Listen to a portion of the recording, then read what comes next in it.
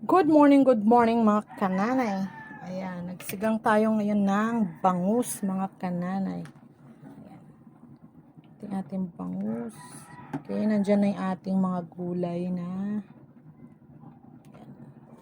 okra, kamatis. Okay, lalagyan na natin dyan yung ating ano, laki ng ulo ng bangus. Okay, lagay na natin dyan yung ating kangkong.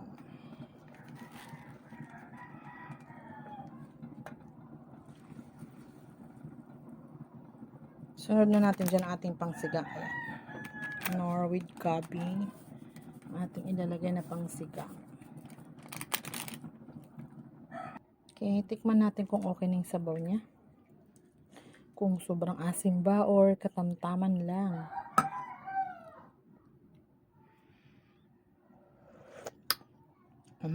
Sarap. Tamang asim lang. Thank you. God bless mga kananay. Ayan, ito ating okay, luto ni ating sinigang na bangus. Ayan siya, ang taba. Taba ng isda natin bangus. Okay na, luto na po yan. Kakain na si kananay. Okay, thank you. God bless mga kananay.